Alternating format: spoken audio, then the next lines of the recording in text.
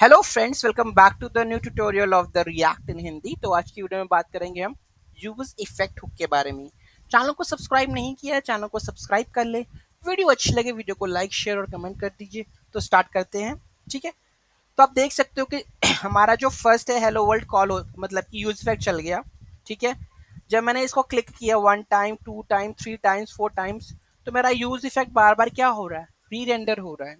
ठीक है, तो अगर आप जब भी यूज इफेक्ट जब हम यूज करते हैं तो वो मल्टीपल टाइम्स री रेंडर होता है। ठीक है, उसको अवॉइड करने के लिए हम पास करते हैं डिपेंडेंसी लिस्ट, जिसकी वजह से क्या होता है कि वो जब कंडीशन मेट हो जाती है तो वो एक ही बार ही चलता है। अगर आपको एक बार चलाना है एक बार चलाओ, जब कंडीशन मेट हो जाए तब चलाना है। तो उस तरीके से आप क्या कर सकते हो, इसको यूज कर सकते हो। तो चलिए जानते हैं इसके बारे में और डीपर नॉलेज में कि यूज इफेक्ट है क्या। ठीक है, तो ये रहा हमारा कोड। तो रीड कर लेते हैं। यूज इफेक्ट हुक जो होता है बिल्ट इन हुक होता है रिएक्ट में, जो अलाउ करता है साइड इफेक्ट। और ये पहली बात तो ये कि फंक्शनल कंपोनेंट में यूज होता है, क्लास बेस्ड कंपोनेंट का ये हुक नहीं है।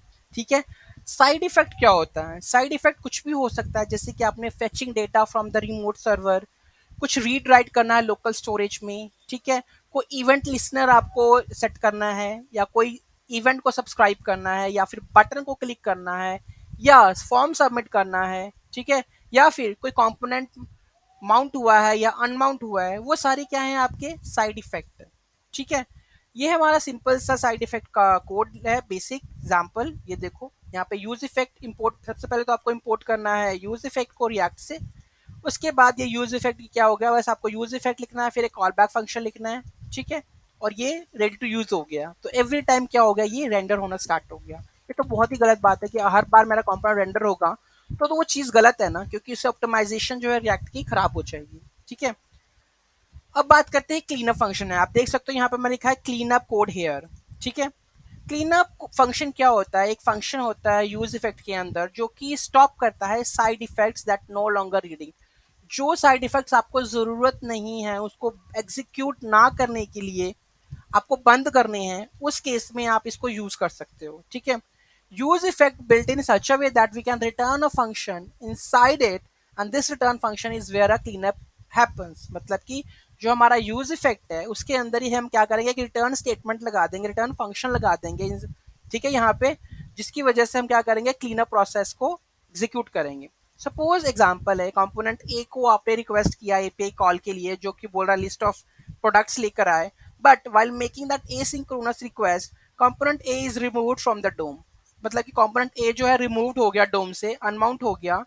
तो there is no need to complete that asynchronous request. तो मतलब कि अब उस रिक्वेस्ट को कंप्लीट होने की जरूरत नहीं है।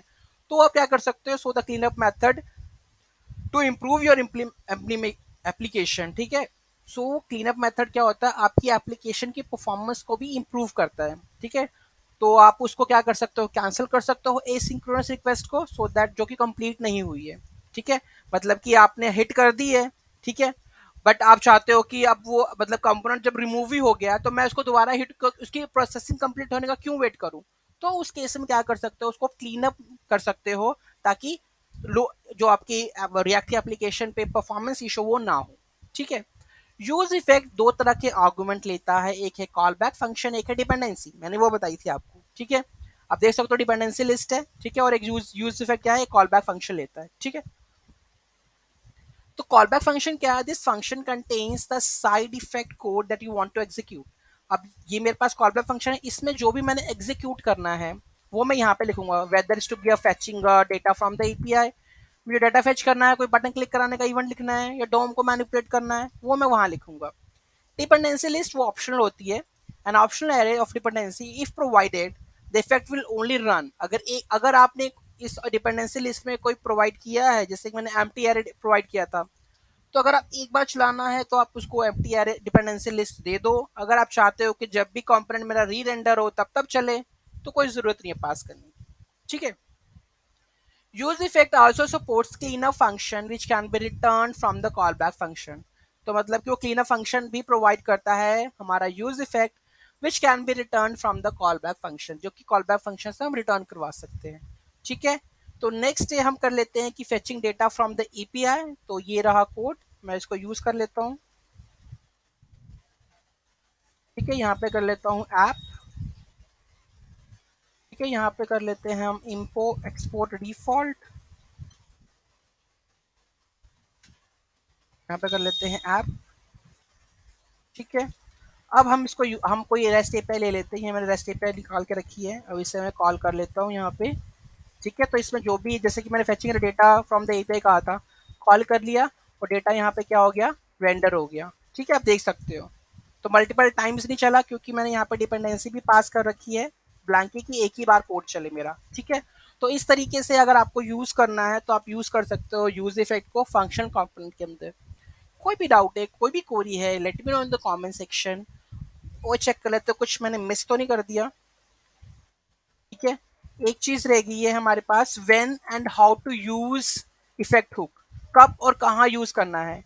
Use effect in React JS allows you to perform side effects. ठीक है, साइड इफेक्ट्स कंपोनेंट में करने के लिए हम यूज कर रहे हैं the react use effect use effect. Examples of side effects including retrieving, जैसे रिट्रीविंग डेटा हो गया, डॉम अपडेट हो गया और टाइमर्स हो गए। when component mount होगा तब you can make the use of the use effect hook in similar fashion when the component did mount function। component did mount जो function है वो क्लास बेस का है कि जब भी आपका component रेंडर होता था तब वो कॉल हो जाता था। ठीक है, वो component did mount सिर्फ एक ही बार कॉल होता था। ठीक है, तो कहाँ यूज करना है, जब आपका component माउंट होगा। ठीक है, on every component re-render to call the use effect function on every component render skip adding। अगर आप चाहते हो कि आपका जो क्या कहते हैं जो कोड है वो बार बार आपका जो रेंडर हो रहा है बार बार यूज इफेक्ट उसको बंद करने के लिए डिपेंडेंसी लिस्ट वहां पे आप यूज कर सकते हो। On every component render with a condition, तो डिपेंडेंसी में स्पेसिफाई कर दो तो उतने बार ही क्या चलेगा, आपका यूज इफेक्ट चलेगा।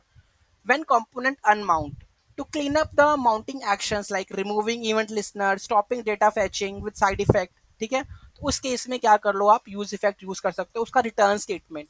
ठीक है, तो मैंने ये बताया था कि आपको रिटर्न स्टेटमेंट को हम यूज करके क्या कर सकते हैं, क्लीन अप प्रोसेस को एग्जीक्यूट कर सकते हैं। ठीक है, तो इन केसेस में आप क्या कर सकते हो, आपको यूज इफेक्ट यूज करना है। ठीक है, तो अगर आपको बार बार आपको कंपोनेंट रेंडर हो रहा है उसको एक बार कराने के लिए क्या करना है, एरर डिपेंडेंसी भेज दो। आप चाहते हो कि जब मेरा पेज लोड हो सिर्फ एक बार ही चले तो यूज इफेक्ट क्या कर सकते हो, आप यूज कर सकते हो, क्योंकि ये एवरी कंपोनेंट रेंडर होने के बाद ही चलता है। ठीक है, तो इस तरीके से आप इसको क्या कर सकते हैं, यूज कर सकते हो। ठीक है, thank you so much for watching this video, have a great day.